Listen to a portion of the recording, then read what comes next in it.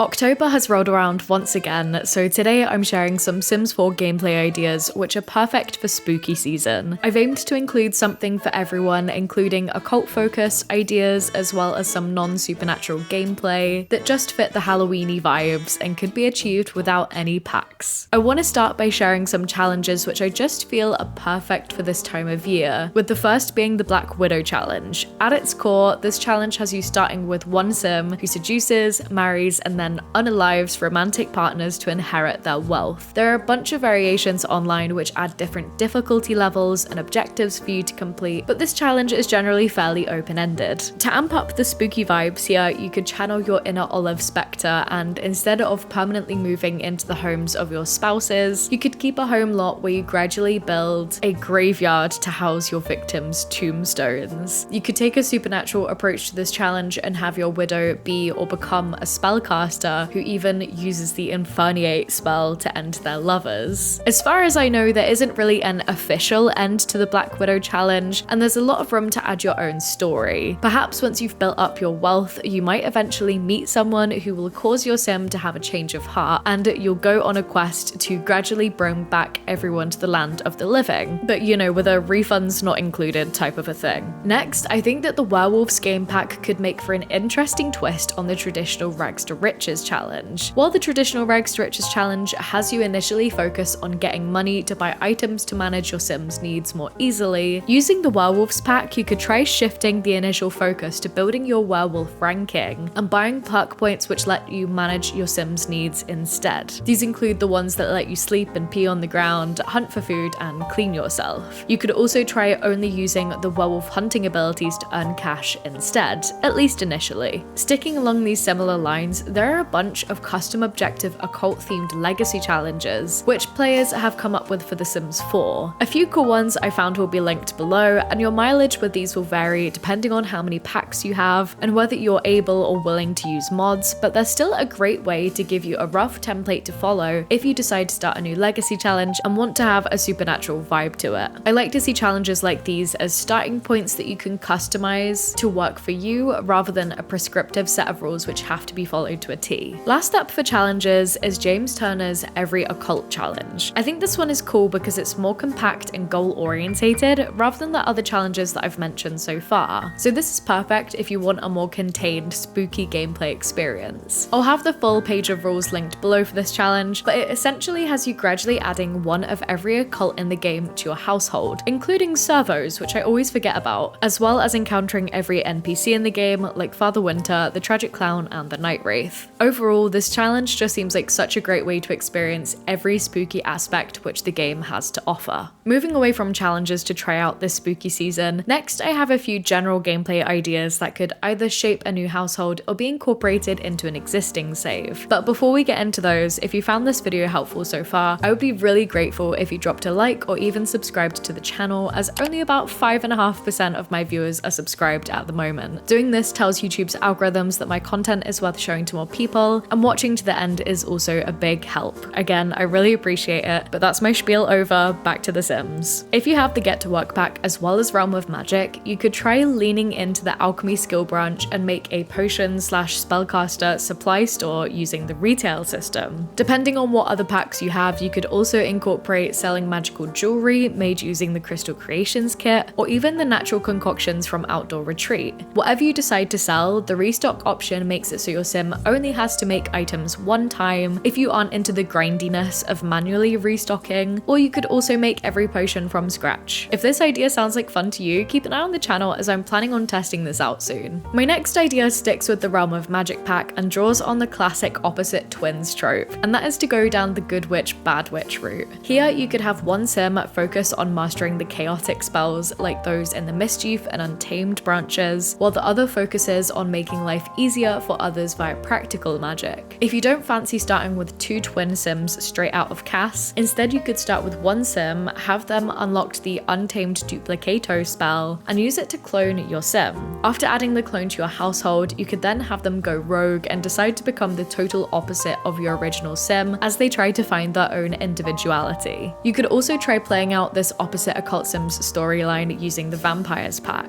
In this, while you might have one vampire who thrives in the sun by working to unlock the sun resistance perks, the other one will be more powerful at night. The good and evil dynamics could be worked in by having one vampire focus on unlocking the perks which can be used to manipulate others, while the other potentially has more sympathy for humans. They might take the Edward Cullen vegetarian route and focus on unlocking perks which eliminate need decay and generally help them become stronger. Also, if you prefer to roll solo, you could create a sim who aspires to be the only and most powerful vampire in the world. With this, you would work on mastering the vampire lore skill, unlock the cure for vampirism potion, which, thinking about it now, could be something else you might want to sell in your supernatural supply store I mentioned earlier. But anyway, you could use this potion on every vampire in Midnight Hollow, so your sim is the last vampire standing with no competition. But also, if this doesn't tickle your pickle because you actually hate vampires like Vlad coming to suck on your sims in the night, you could try starting a Vampire Slayer playthrough. While still needing the cure for vampirism potion, you'll use it to put an end to all vampires in the world. I'm noticing now that this video has so far been a little bit lighter on gameplay ideas for werewolves, so if you have any interesting ways you like to incorporate werewolves into your gameplay in The Sims 4, let us know in the comments down below because I'd love to get some inspiration from you. So those are my bigger gameplay suggestions, but there are a few other little ideas I didn't really know where to slip in, so here we are. Firstly, if you have the Get Together pack, remember to make use of the club system when playing with occults so that you can create custom spellcaster covens, vampire clans, and werewolf packs. This will make getting everyone together for those full moon rituals way easier. Next, while I've admittedly not tried it out myself yet, I know there's an absolutely massive mod made by Spinning Plumbobs which adds fairies to your game. It looks super in-depth and clearly so much work has gone into it, so definitely check this out if you're a big fairy fan, or even if you enjoyed playing with that occult type in The Sims 3. I'll have it linked down below. Next, there are a handful of items which I think are great for supernatural or paranormal gameplay, which I think get a little bit overlooked sometimes. I often forget that the Vampires pack came with a pipe organ skill, which is perfect for getting those creepy vibes when chilling down in the crypt. The base game also comes with the voodoo doll, which can be used to torment sims and give them different moodlets. You can get this in a few different ways, including buying it when you have a high enough mischief skill, fishing it up in the back pond of Oasis Springs, and at the Humor and Hijinks Festival if you have the City Living pack installed. Lastly, if you have romantic garden stuff, which I believe was free to download around last Christmas time, definitely dig out the Whispering Wishing Well. According to the Sims Wiki, there are 53 different outcomes you can get depending on a few factors like how much your sim donates and the wishing well's mood. You can wish for a bunch of different things, including skill boosts, romance, wealth, and even a child. And Sims who are children or teens can use it to wish for improved grades. Whether they'll get them though is down to chance. So that's everything I have for you guys today. Again, I hope you found these spooky Sims 4 gameplay ideas inspiring. If you fancy sticking around, click the link on the screen now to hear about more cozy gameplay ideas which are perfect for fall. But other than that, thanks for watching and I'll see you again soon.